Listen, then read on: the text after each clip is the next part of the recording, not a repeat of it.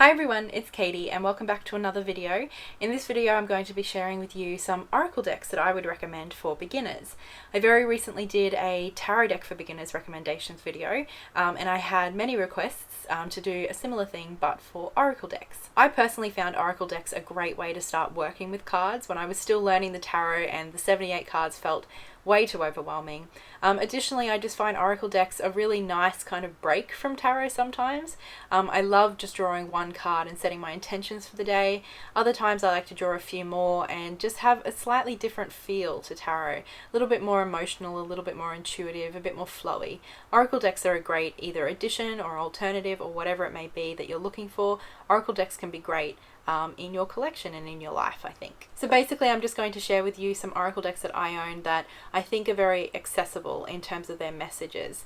I personally found them just very easy to get on board with, very easy to start reading with. And where better to start than with my very first oracle deck, which is the Aboriginal Spirit Oracle by Mel Brown. The edition that I have is a bit of an older one. It comes in this wooden box, but it has also been reprinted by Rockpool, I believe, Rockpool Publishing, and so that's quite a lot easier to get. Basically it's just this sweet little deck which is based on Aboriginal artwork but with a bit of a more pagan goddess influence as well. Mel Brown is Aboriginal Australian but she's kind of brought in some of her own personal spirituality too to the artwork. I just personally found this deck so easy to start reading. It's a little bit different from a lot of other oracle decks I've seen, but it's very straightforward and easy to start reading with. The little book that comes with it is very helpful as well. Very clearly describes what's going on in the cards and the meanings that we can get from it. I just found this deck a wonderful deck to start getting used to reading oracle decks. The next deck I'd like to talk about is the Vintage Wisdom Oracle by Victoria Mosely. I really like this deck. I've had it for a number of years and I use it for a lot of different things. Not too long ago I shared a video in which I used this deck for mindfulness practice, which is a great way to use oracle decks as well. The reason I like this deck for beginners is because it's just really clear. It's beautiful. I really like this artwork. The colors are lovely and there's certainly a certain mood and atmosphere that these cards create, which I think can be helpful when we're stepping into and starting to kind of explore our intuitive responses to the cards. Additionally, the keywords that have been chosen are just very useful and easy to start working with. They're not too abstract but they're also not too specific. They're just right for an oracle deck, I think. The little white book that comes with this deck I think is another great one. Provides plenty of information without being too much, and it's just very useful information too. It can kind of just really help you start thinking about what's going on in your life and what you can do. I think it's a great one to work with on an everyday basis, but also very useful for other things as well, like I said. Next up is the Awakened Soul Oracle by our very own Ethony. This is a wonderful little deck that I have done a review on, so if you're interested, do have a look at that to see a little bit more information about this deck. This artwork is just lovely. It's by Danielle Mulligan. It's so pretty, but it's also still very clear. And what's cool about this deck is that it's also rather modern, which means that it's quite a lot easier in many cases to just connect with and just witness what is happening in this deck and relate it to your own life. Again, this little white book that comes with this deck is wonderful. Ethony has a great way of breaking things down into their different parts and making the deck useful in your everyday life, making it applicable and relatable. I really like this deck. This is a deck that my mum loves and works with a lot too.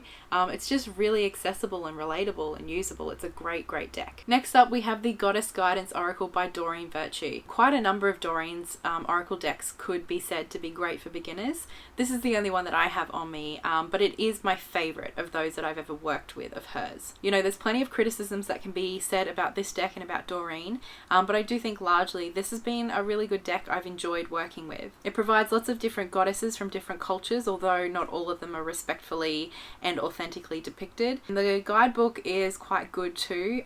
It details a little bit of information about each goddess, even how to pronounce the name, which can be quite useful, and then a divinatory meaning. Each card also has a little keyword or whatever on the card as well, meaning that once you start to get to know the deck or feel a bit more confident with your intuition, you won't always feel the need to go to the guidebook. A great thing about Doreen decks is that they're very cheap too. Next up is the Floret Oracle, which is such a sweet little deck.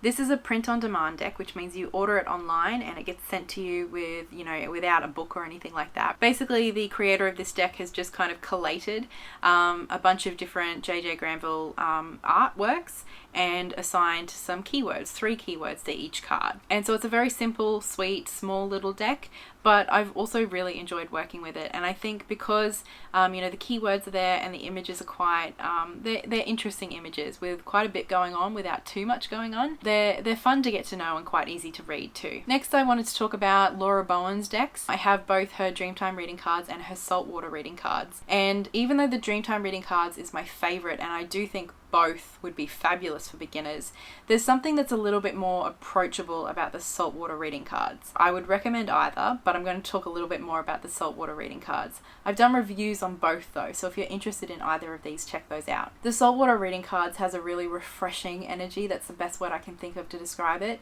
And as with all Rockpool decks, especially Laura Bowen's decks, the guidebooks are great. There's quite a bit of information provided, and what I really like about Laura's decks is that she kind of walks through why she's depicted the cards the way that she has, and how the card image, the animal or whatever is in the image, actually relates to the meaning. So it's not just some strange correspondence that you can never understand.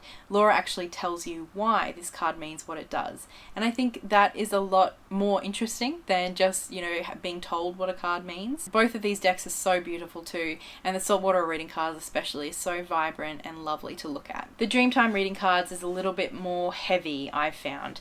I found even though it can be great on a daily basis, I think the Saltwater reading cards is a little bit more accessible on a regular basis, whereas the Dreamtime reading cards for me is a little bit more sacred and soul deep. It makes me want to sit with it quite a bit longer, which, you know, if that's what you're up for, then the Dreamtime reading cards is a great choice. But more for a beginner, you know, just kind of dipping your toes in the water, in the salt water, I think the Saltwater reading cards can be a great option. Along those lines, Cheralyn and Darcey also has some great flower decks if you're into flowers. I would definitely recommend her Wildflower reading cards for a first deck. She has a couple of other decks too, but I think this one is great because it's a worldly flower deck. Her Australian wildflowers are much more specific, obviously, to Australia.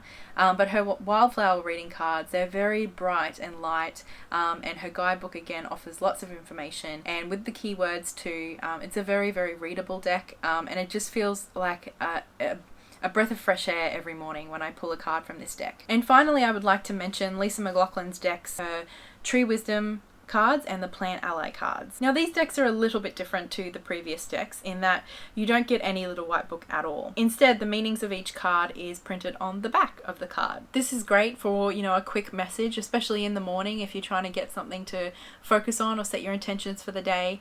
This is just a very quick and easy deck to use if you want to use it in that way.